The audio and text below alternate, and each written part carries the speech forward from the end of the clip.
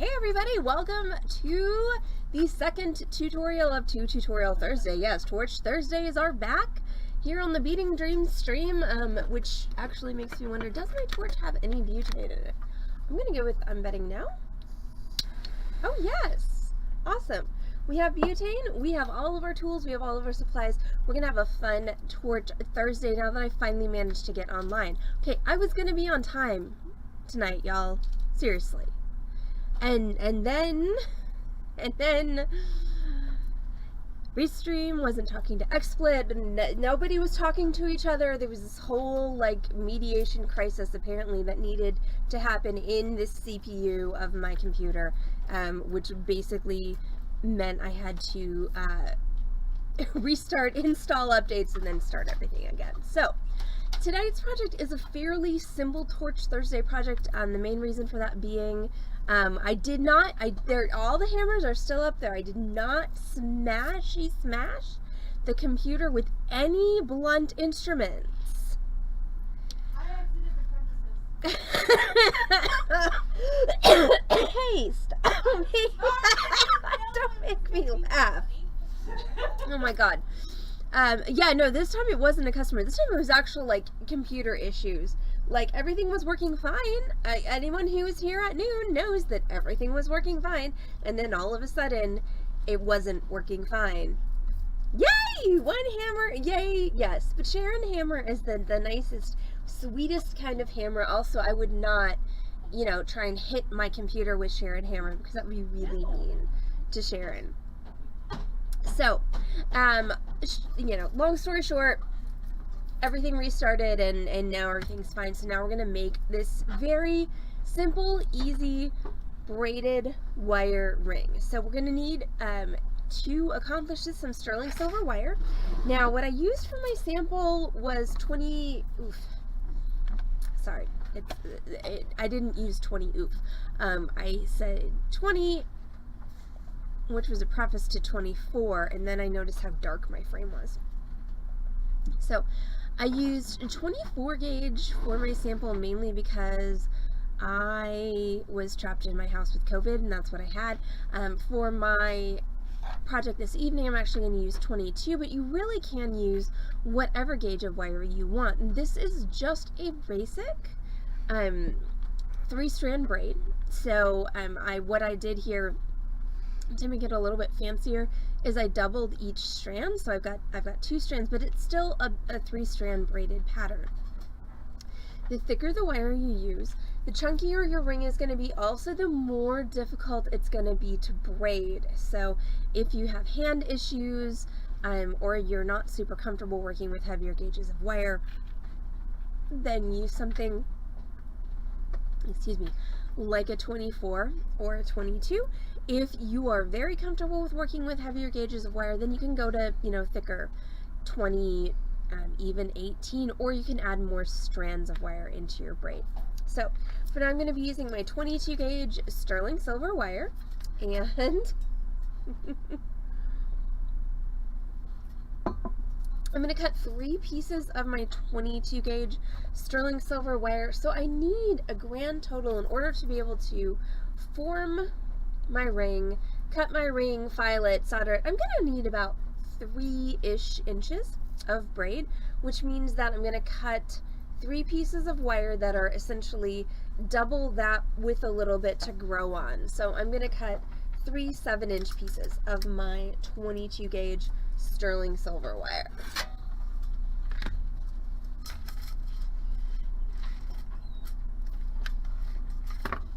Oops. Now, as far as supplies go, your sterling silver wire and then some sterling silver easy solder or extra easy solder. Really all that you need as far as supplies go. As far as tools go, it's a soldering class. You're going to need all of your basic soldering tools. You're going to need your torch, soldering board. You can use a pickle pot with pickle in it, or I'm actually going to wind up just tumbling mine tonight. You are going to need flux and a brush with which to apply your flux, plus a chain nose pliers, a wire cutter, and a file, plus Probably some other things that I've forgotten. Ring mandrel, that's in front of me.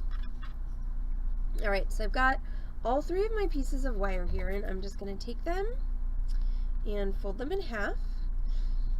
And speaking of important tools, a vise, right? A small bench vise like this one here is invaluable when you're doing these braiding projects. Now, there are actually ones where the jaws are flipped 90 degrees that are even better for braiding, but I don't have one of those. So I'm going to use this one instead. And so I'm just going to take my wires and I'm going to put them in the jaws of my vise, and then I'm going to, and I want them to be pretty close together. So I'm going to take these folds and I'm actually going to squish them a little bit more. And then I'm going to put them in the jaws of my vise and tighten that down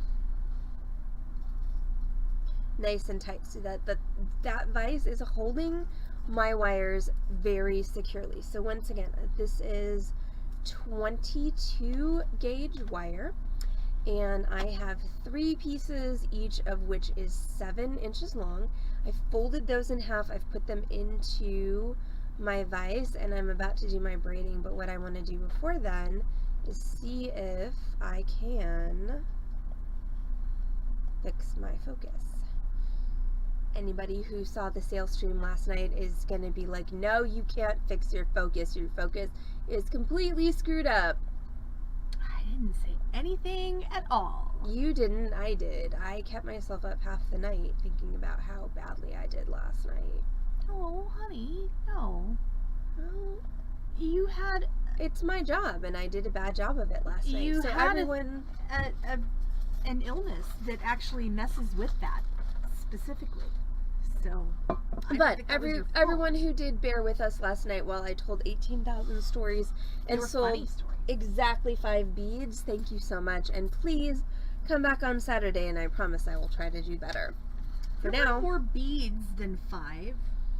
Okay, what varieties of beads? Okay, there were 5 strands. Yep. See, this is actually the crappy thing about being your own boss, is like, there is no one to let you off the hook when you know you've screwed up. Heather can try. She's really trying, but unfortunately, there's no one, yeah. Anyway, thank you, Corvus. Also, I would like to just, I believe, decided that I am going to costume, per actually Carol May's suggestion, both Mamie and Elton as ravens for Halloween, so that I can make plenty of murder jokes. Thank you for stopping in, Diane. We love you. But there will not be any actual presence of cats here, because I don't think that would be a good environment for either of them to be here on a Saturday. It would be kind of stressful. But there will be cat raven photos that will be featured on the Halloween stream, where Heather will be the Morrigan and I will be one of her. Are they technically crows or ravens?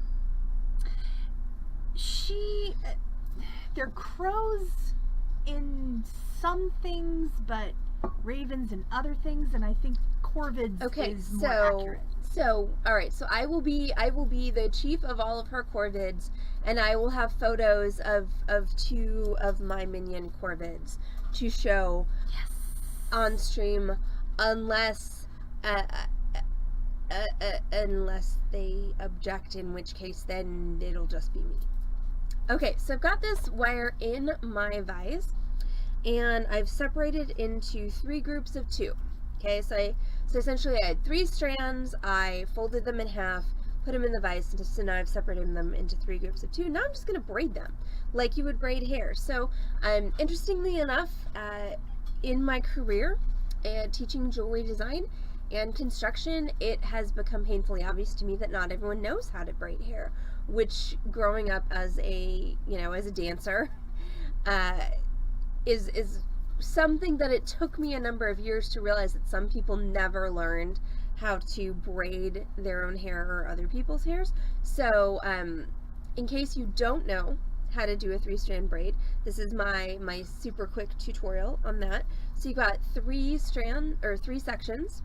So you're going to take your right hand section, cross it over the middle section, and when you're dealing with wire, what you're going to do in that case is you're going to cross it over the middle, and then you're going to pull both strands of wire so you get a nice little X there. And now the strand that was your right hand strand is now your middle strand. Then we're going to take our left hand strand, cross it over the strand that is now the middle, that used to be the right, and again we're going to pull it. And then the right crosses over the middle. And when you're braiding wire, the main thing that's going to keep it looking nice and professional is trying to keep your 2 wires in each section parallel to each other, okay? The less you let them get twisted up, the nicer your final braid is going to be. And when you're braiding with wire, don't be afraid to really yank on it, okay? This isn't like, your little sister's or your best friend's head where she's going to start crying or hate you forever if you yank on it and make it hurt. No, the wire feels no pain. Your fingers may feel pain, but the wire feels no pain. So don't quite a metaphor. Be afraid to yank on it. Sorry. It was effective.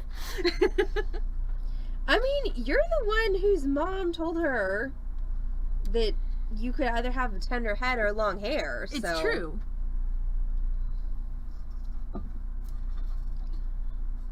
I'm just pulling from your childhood experience. Fair enough. Also pulling hard helps you to get the tension even, which makes your braid again look neater.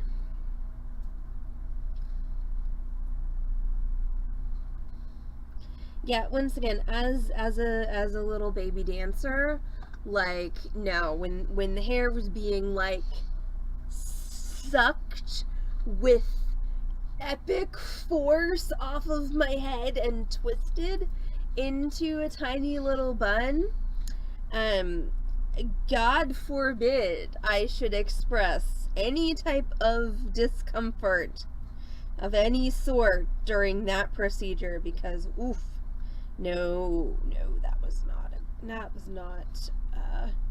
that did not lead to good interactions with adults, specifically my mother. Yeah.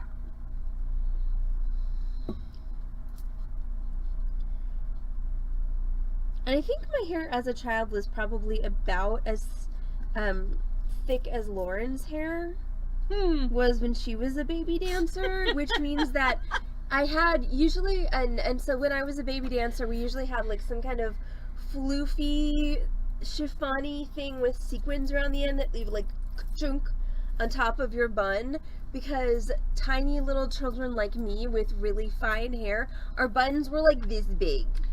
Like, they weren't buns so much as they were just like little nuggets.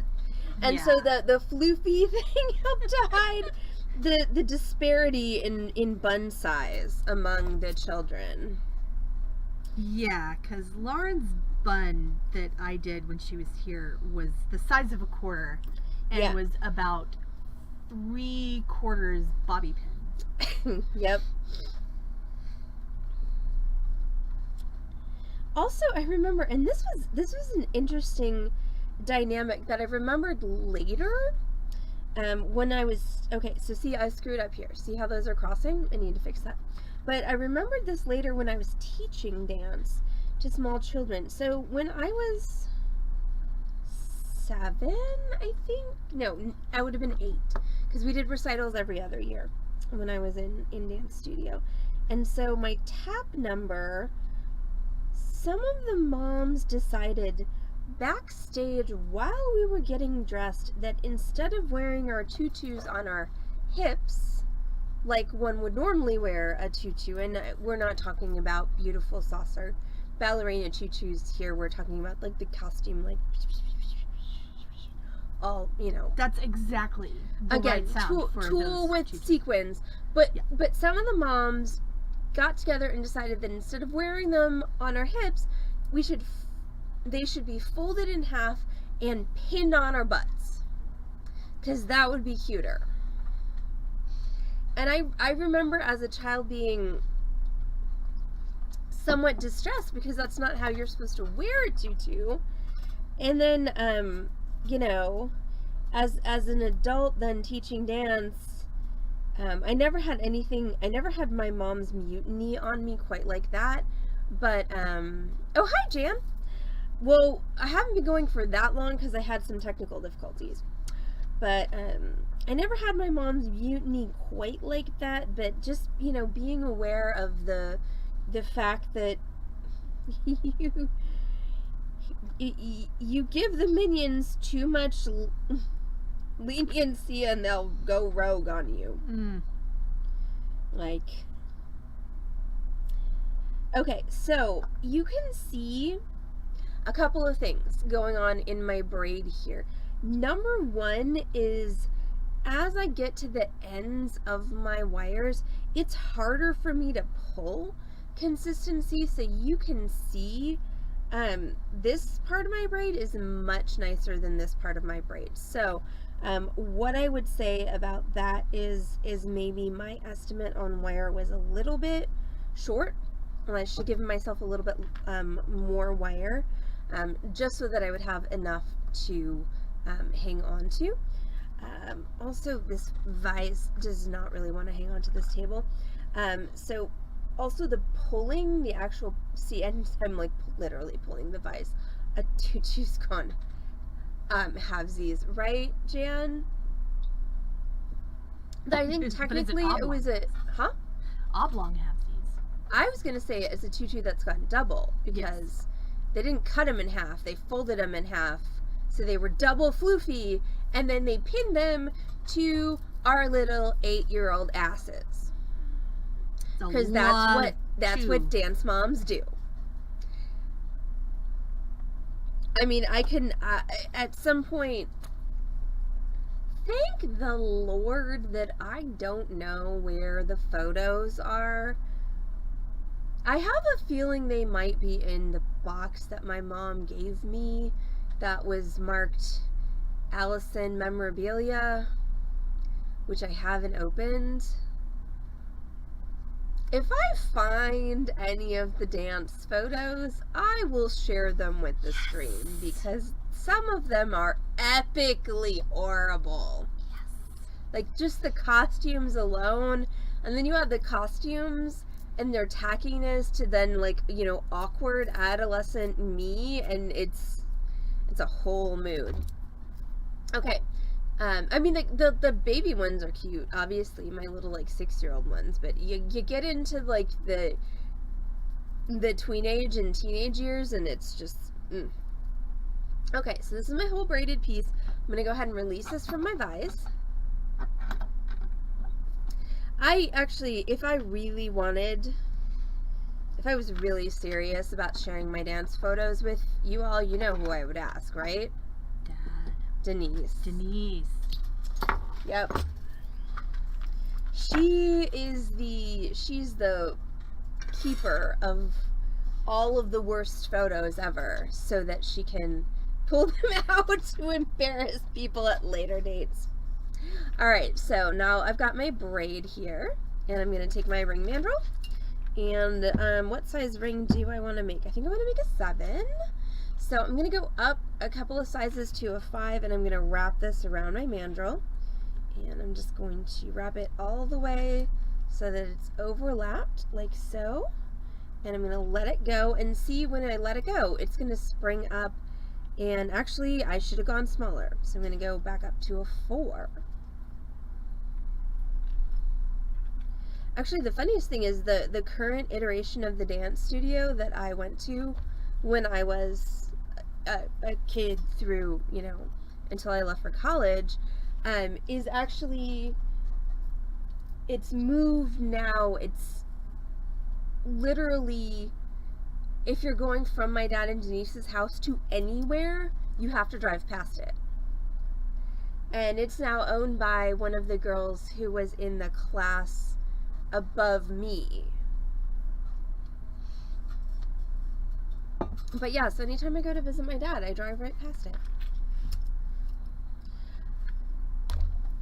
That's really neither here nor there. But, okay, so 7. Okay, so what I want is ideally, I want to find a place where I've got decent-ish braid that I can cut through on both sides. So I'm just going to take my marker and I'm going to draw a cut line. So like this end part that's been folded, don't really want that. And then this other end part that's under my left thumb that's kind of unraveled, don't want that either. Also, if Jeff wants to share that dance photo with us at any point, you'd be okay with that? I'd be okay with that. Alright, so I'm going to go ahead and I'm going to trim this off.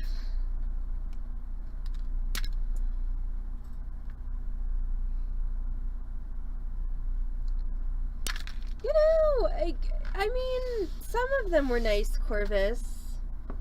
Dance isn't necessarily a profession that makes for 100% nice memories. I know I've talked on stream before about how it's actually kind of a terrible profession. There are no professions that make for 100% nice. Well, that's true, but dance is, yeah. There's, yes, I have a lot of nice memories. I also have a lot of trauma from being a dancer. Okay, so now what I'm going to do is I'm going to take my file, I'm just going to flatten out these edges so I can solder them together. Which, by the way, is why I'm not a dancer anymore. Because I did finally recognize the just colossal level of dysfunction inherent in the profession, and I decided to lose it. Not lose it. I did not lose it. I left the profession. I know, Corvus.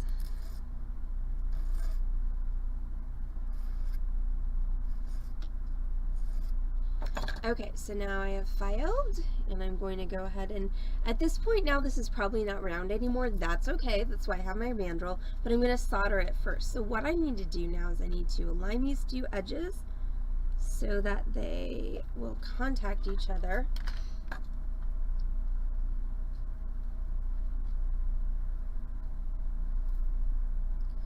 You know, I will say again, and I have said before, when you're working in a profession, in any profession actually, who you work for and how they view their responsibilities to their employees makes a huge difference in the experience of the people who are participating in that profession. I did not make great choices necessarily in for whom I chose to work. I chose to work for people who viewed, you know, dancers as disposable, as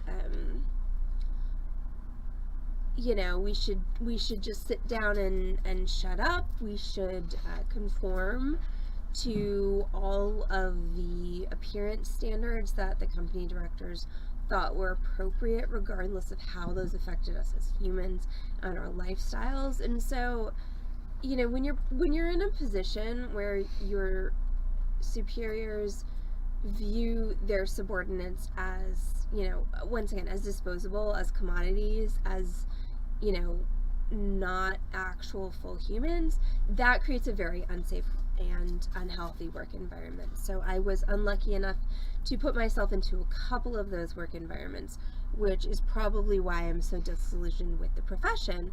That's not to say that everyone in the profession is a bad boss. So I'm not trying to disparage the entire profession, but I will say that there are unfortunately in the dance profession way more bad bosses than good bosses, which is a bummer. Okay, but now here we go. So I've got this all lined up, and it's here on my solder board, which at some point I will manage to get, hey, there it is on camera. So now I'm gonna flux my joint. Right, Sharon? Like, it's crazy how much the culture can be different. Because I've also had really good bosses, and it's just night and day. So I like to view my good employers as leaders and my bad employers as bosses. That's just a semantics thing that works for me. So I've got some extra easy solder here. That is the density of solder I decided is going to work best for this, and the reason for that is because this is my sample. And when I was making my sample, I melted the absolute ever-loving crap out of it. Did not manage to solder it together. No, I did not. I have a completely unattached, melted, tangled, gnarly mess at the end of my ring. So I am doing a couple things differently now than I did when I was making my sample. Number one, I had no flux when I was making my sample, and that is super important to have flux when you're soldering. It really, really is. Number two, I'm going to use extra easy instead of easy, and we're going to hope that this actually works out well for me. So we're going to just cut myself a little piece of my extra easy solder. Drop it there. I am going to use my pick to pick transfer this. So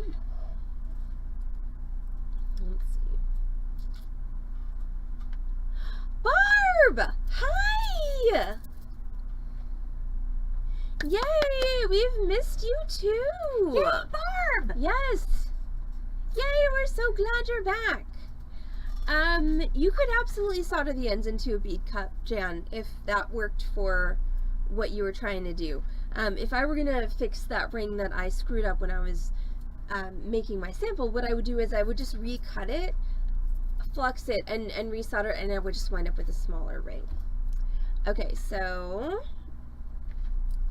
alright, we're gonna see if this works. So I'm gonna light my torch. Don't forget, if you're gonna have a torch in a workspace that is your home or somewhere else, you should definitely be safe. Don't be afraid to take a gander at my 5-point soldering safety lecture that you can get to, thank you Lori, by typing !S solder into, or sorry, S safety into the Twitch chat. But safety is important when you're working with an open flame, so if you're gonna do this, make sure you do it right.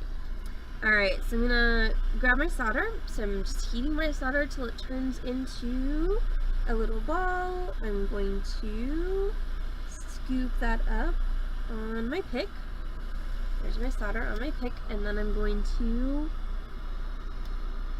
heat my joint and touch my solder to my joint. And ideally, what I want to do is I just want to heat until that solder runs all the way down my joint, which it did. So much better with flux.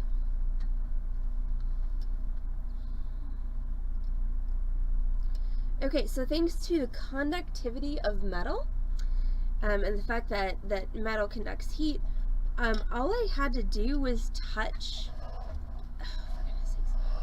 that solder to one end of my joint, and it just kind of ran down all of those joints, which is fantastic. So now I'm gonna set that aside for a second to cool, and now we're going to round it out, make it ring shaped again. The cool thing about this wire construction is that it's not a really dense piece of metal, and so it's not gonna take forever to cool down. Like by the time that I change my zoom so you guys can see a little bit better what I'm doing, it should be cool. Speaking of zoom, tomorrow night, that's Friday, October 14th, you will not find us on Facebook. You will not find us on Twitch. You will find us on Zoom, and our Zoom tomorrow night is being hosted by Heather. I have a previous engagement, and I will try and hop on if I can, but that Zoom will start at 6 p.m. Heather, I believe, did send out the Zoom email because she's amazing. With the meeting credentials, if you have Zoomed with us before, it's the same meeting. As always, if you haven't Zoomed with us before and you want to join us on Friday, go ahead and email us, beadingdreamsdallas@gmail.com, and we'll make sure we get you that info. Alright, so there's my joint, so you can see everything is soldered together. And right now, I was going for a 7. It's not quite a 7, but it's also not even close to being round at the moment. So I'm going to take my rawhide mallet and I'm just going to gently tap it on my mandrel to round it out. And I'm going to do that actually over here because I do it under my camera. I'm just going to bash my camera.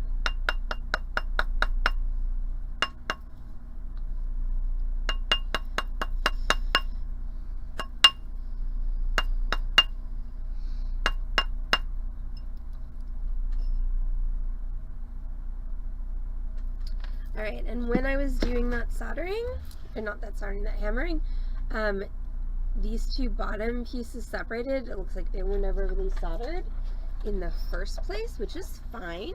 We're just going to grab my soldering stuff back, use my pliers to bend them to make sure that they have contact, and just solder them together.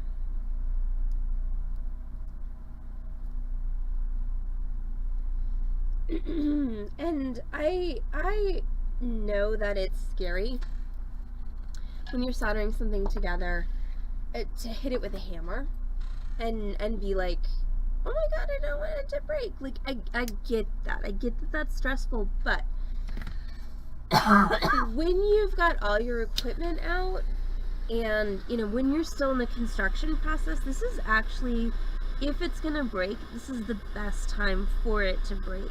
Whereas if you're just super ginger and gentle with it, you know, and you wait for forever and then you say give it as a gift or you sell it and then it breaks, it's so much harder at that point to actually fix it. So don't be afraid of discovering that you didn't do it right, is I think what I'm saying. Because trust me, it's a lot easier to fix at this point than it will be later. Okay, so I think I have that joint soldered back, so I'm just going to wait a sec for it to cool. I'm going to give it a tap, make sure that it's secure, and also make sure that it's rounded, which it is.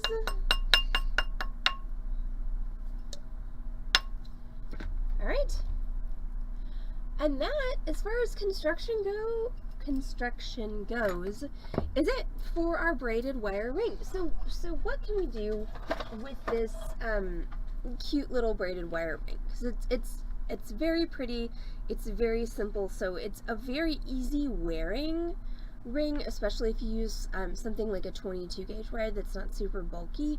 This is a pet peeve that I have personally. Not everybody has this, but like when rings get too thick on the sides and make my fingers separate from each other, I can't stand it. So this is a really easy wearing ring because it's got practically no thickness to it. If I wanted to, I could solder a bezel cup onto, and if I were gonna do that, what I would do is I would solder that bezel cup on top of my joint so that I would hide kind of this little messy bit that is my joint. So if you wanted to add a stone to your ring, you could absolutely do that. As far as polishing this and making it pretty to wear, with a ring like this that's got so many layers, the easiest way really to polish it is going to be to put it in a tumbler. If you don't have access to a tumbler, though, you can just grab some steel wool and just buff it up. And what's going to happen with your steel wool is you're going to get, goodness gracious, you're going to get this kind of multi-tonal thing where you've got shininess on top and you've got that kind of patina underneath. I did get the wire Corvus from Rio Grande, but we do also sell 22 gauge sterling silver wire, so if you need wire, we can definitely help you to acquire it, or you can order it online yourself, whatever works best for you. So if you're going to go with steel wool, then that's what you're going to get, which is kind of a, you know, satin finish and with a little patina underneath. If you were to tumble it, then you would wind up with more of just kind of a shiny silver finish on the whole thing. As far as if you're going to sell this, the one kind of downside to a ring like this is it's almost impossible to hallmark it, because there's really no good place to stamp 925. So that's something, you know, to think about as well, just if this is something that you're going to sell. If you're going to put a stone on it, then you can actually hallmark 925 on the back of the bezel cup. But if you're not, just be aware that, you know, there's really no way to hallmark that. As 925, you can definitely say it's sterling silver when you sell it, but there's no way to actually mark it. Which, if you're not selling things, is neither here nor there. But, hey! I made a ring. I successfully did 2 tutorials post-COVID in the same day and survived both of them and mostly stayed on topic. So thank you all so much for hanging out with us for our braided wire ring torch Thursday tutorial. So again, tomorrow night is Zoom. That's going to be not on Facebook, not on Twitch. Thanks, Ace. Heather will be hosting the Zoom. If you need those credentials, once again, email us, beadingdreamsdallas@gmail.com. And then we will be back on this channel, thanks Corvus, twitch.tv/beadingdream, on Saturday with these earrings, which are kind of a fun assemblage of, once again, since I made all of these samples when I was quarantined with COVID, it's a fun assemblage of pieces that I had available in my office. But it's a really fun kind of study in, you know, it's like making a pantry dinner, essentially, for me. It's like I have all of these objects. What can I make with them? That's what Saturday's tutorial is going to be about. So thank you all so much for hanging out with us on the Beading Dream stream, and I will see you. I will try and be on Zoom tomorrow night. No guarantees, but I will definitely see you all back on this channel, twitch.tv/beadingdream, Saturday at 6 p.m. Thanks, y'all. Bye.